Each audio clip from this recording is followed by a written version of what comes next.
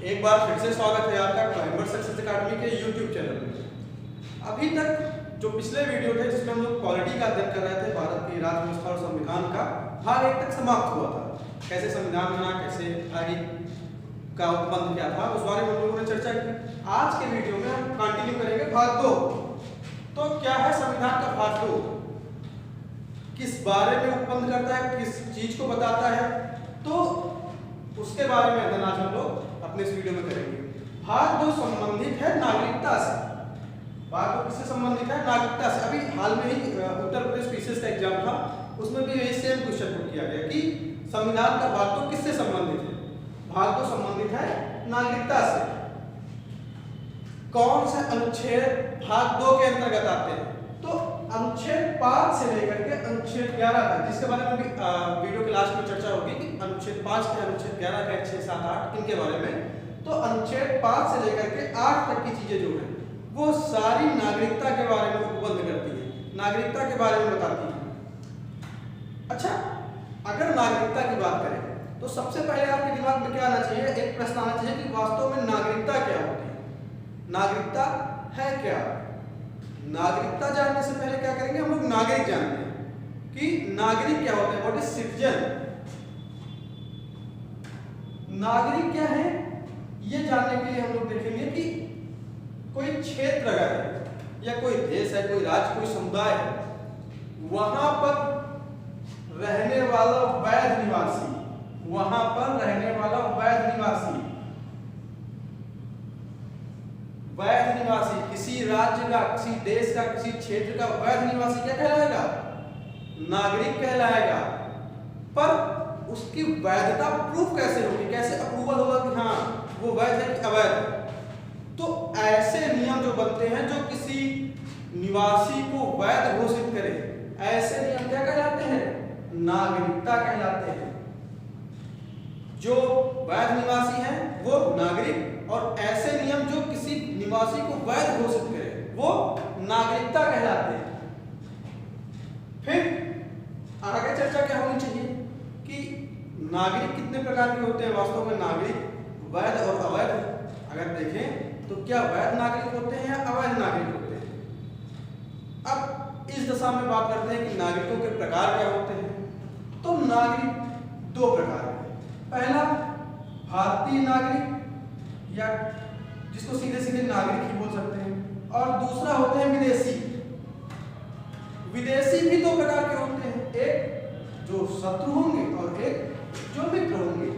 कई सारे देश हैं, कई सारे देशों के लोग भारत में आकर के रहते हैं, लेकिन सारे मित्र हो ये संभव नहीं है। कुछ उसमें विदेशी शत्रु भी हो सकते हैं।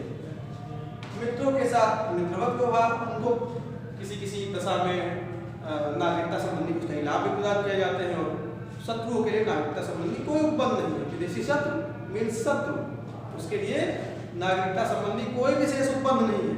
उनको हमेशा भारत की नागरिकता के जो नियम हैं उनसे वंचित ही रखा जाएगा। अभी तक क्या देखे हम लोग कि संविधान का भाग 2 किससे संबंधित है? नागरिकता से। कहां से कहां तक है? आर्टिकल 5 से आर्टिकल 11 तक। फिर नागरिक क्या होते हैं? किसी देश के वैध नागरिक, किसी देश के वैध निवासी, किसी देश के वैध निवासी नागरिक होते हैं। और ऐसे नियम जो किसी देश के नागरिकों को वैध घोषित करें, नागरिकता के नियम कहलाते हैं, नागरिकता संबंधी प्रावधान कहलाते हैं। नागरिक 2 प्रकार के होते हैं, एक होते हैं नागरिक भारतीय नागरिक और दूसरे विदेशी। विदेशी भी 2 प्रकार के होते हैं, एक शत्रु और एक मित्र। अब बात करते हैं, ये तो हो गई नागरिकता और नागरिक संबंधी बात। अब हम लोग क्या बात करते हैं कि भारत में नागरिकता का प्रावधान कैसा है, भारत में कैसी नागरिकता है, भारत नागरिकता संबंधी क्या क्या नियम बनाए हुए हैं। तो भारत में जो नागरिकता है वो एकल नागरिकता है। कैसी नागरिकता है? एकल नागरिकता से। कनाडा से कुछ प्रेरित हुई है। भारत में नागरिकता कहां से प्रेरित हुई है? कनाडा से। एकल नागरिकता क्या है? एकल नागरिकता देखिए, पहले हम लोगों ने क्या पढ़ा कि भारत राज्यों का संघ है, 29 राज्यों और 7 केंद्र शासित प्रदेशों का एक यूनियन है, संघ है। तो एकल नागरिकता यानी कि यहाँ पे घटक कौन से हो गए? 2 फैक्टर और एक हो गया राज्य। एकल नागरिकता का मतलब नागरिकता चाहे किसी भी इनमें से इनके 29 या 7 किसी भी राज्य में रहे, नागरिकता हमेशा संघ की मिलेगी, यानी कि भारत का नागरिक किसी भी देश किसी भी राज्य में एक समान है। भारत का नागरिक चाहे वो असम हो या महाराष्ट्र हो, जम्मू कश्मीर हो या तमिलनाडु हो, किसी भी मामले में वो एक समान हो। एकल नागरिकता। फिर आती है दोहरी नागरिकता। एक और यही चर्चा करते हैं कि दोहरी नागरिकता क्या होती है। जैसे यूएस है, यूएस में दोहरी नागरिकता का फॉलो होता है। तो दोहरी नागरिकता क्या होती है? जहां पे संघ और संघ का राज्य दोनों की नागरिकता मिले, वो कैसी नागरिकता हो जाएगी? दोहरी नागरिकता। संघ भी मान्यता देता है किसी नागरिक को और संबंधित राज्य भी। अगर भारत दोहरी नागरिकता का देश होता तो कैसी नागरिकता मिलती है आप लोगों को?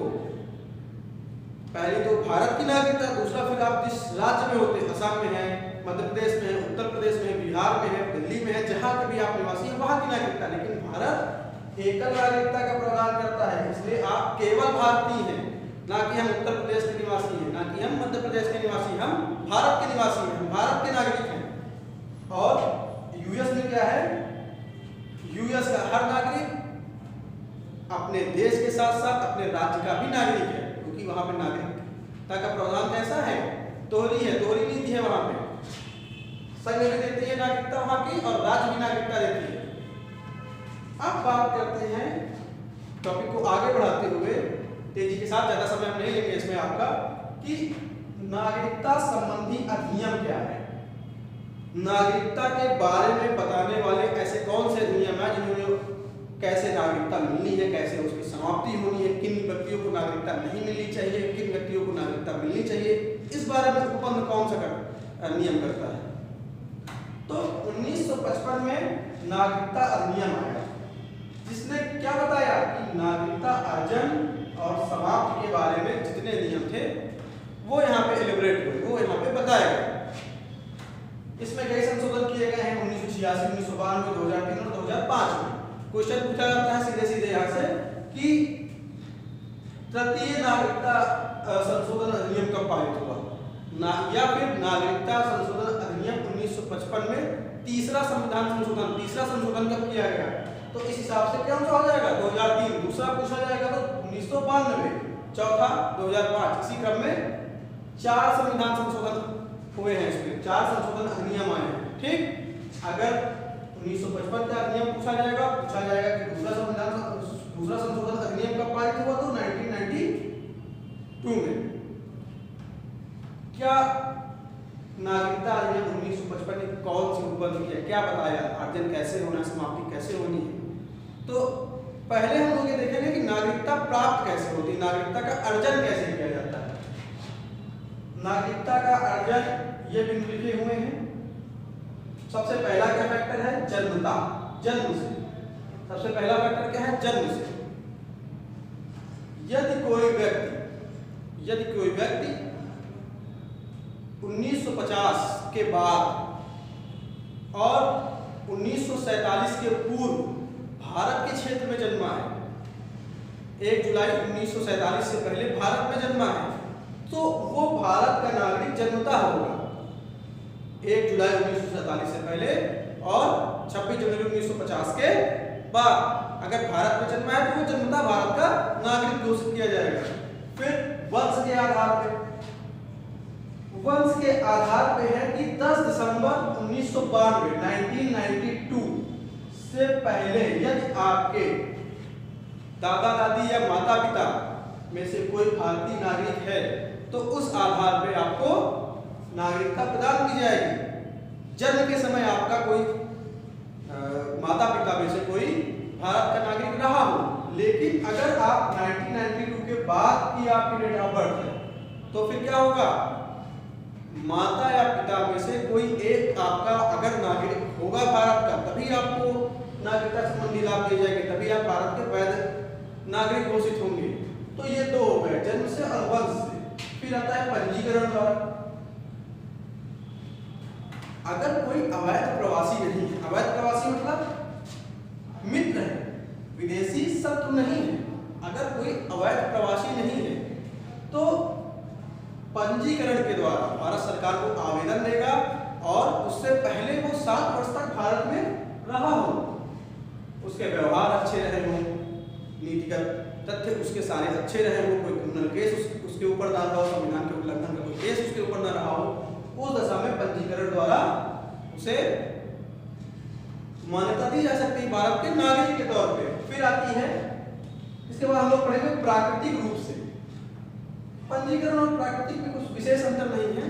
प्राकृतिक रूप से भी अगर कोई अवैध व्यक्ति नहीं है तो भारत सरकार चाहे तो उसे भारत के नागरिक घोषित कर सकती है और उसके बाद एग्जामिन करेगी, आवेदन अगर कोई करेगा उसके बाद 6 महीने वो एग्जामिन करेगी कि 6 माह के समय तक उसके व्यवहार कैसे हैं, वो भारत का शत्रु तो नहीं है, तो फिर प्राकृतिक रूप से उसे घोषित कर देती है भारत का नागरिक। फिर आता है क्षेत्र सम्मिश्र। नोटिस करिए, अगर किसी विदेशी क्षेत्र पर, अगर किसी विदेशी क्षेत्र पर भारत ने अधिकार कर लिया, वहां पे भारत का अधिकार हो गया, जैसे कि कोई नया प्रदेश भारत में जुड़ता है तो वहां के नागरिक अगर वहां पर, अगर मान लीजिए असम पहले भारत का हिस्सा नहीं, अगर असम बाद में भारत का हिस्सा बना और वहां की जनसंख्या अगर मान लीजिए 10 करोड़ है या 5 करोड़ है, तो इन 5 करोड़ लोगों को कैसे नागरिकता मिलेगी?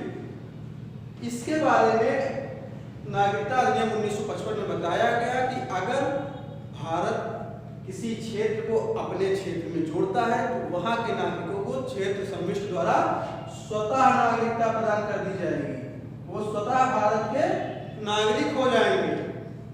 ये तो थे कि नागरिकता मिलती कैसे है। अब बात करते हैं नागरिकता अंत कैसे की जा सकती है। अगर कोई व्यक्ति है तो उसकी नागरिकता की समाप्ति कैसे हो सकती है, वो भारत का नागरिक किन किन दशाओं में नहीं रहेगा।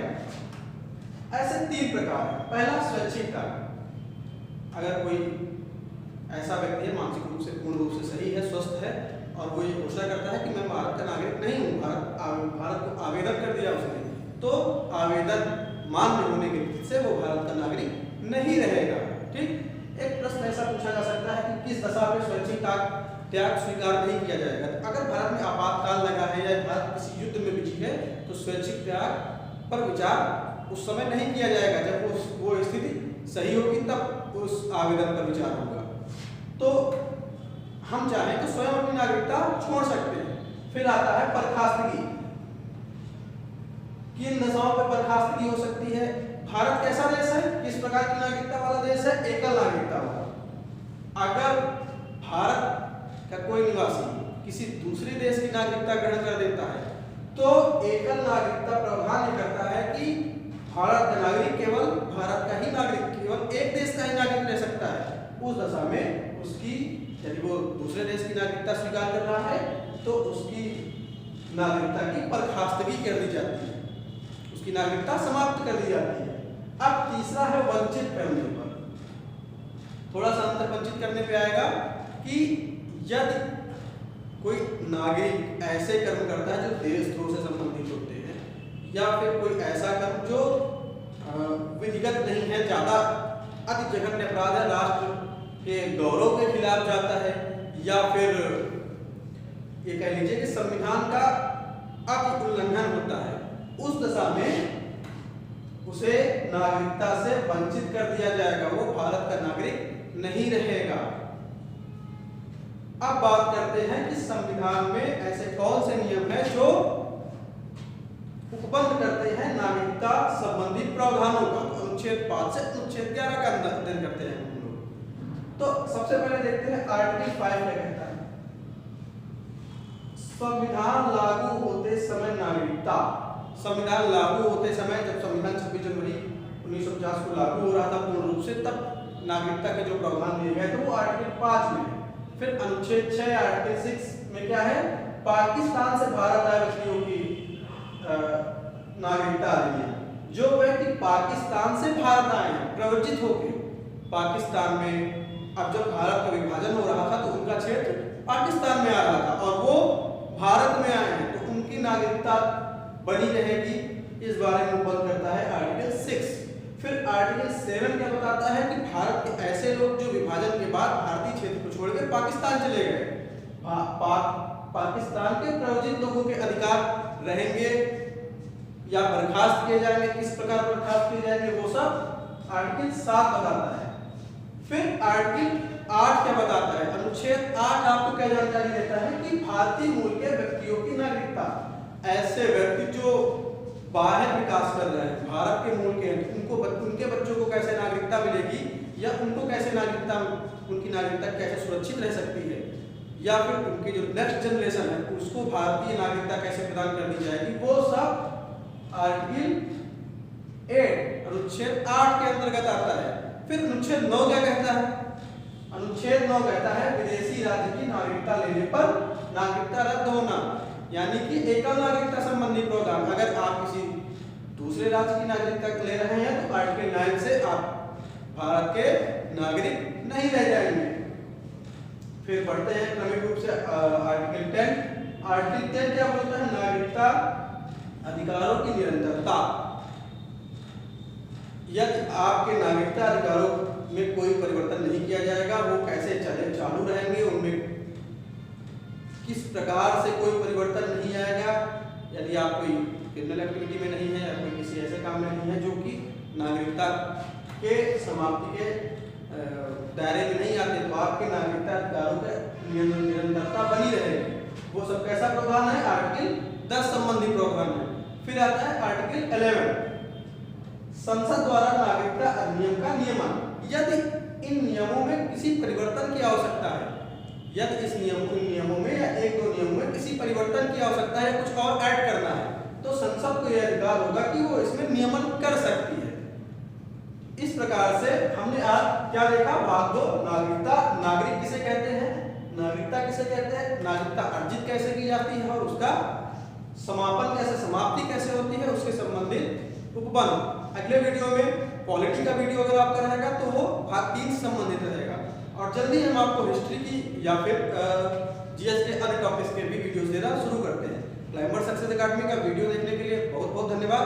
अगर आपको वीडियो पसंद आया तो प्लीज़ लाइक और सब्सक्राइब आप लोग कर सकते हैं। धन्यवाद।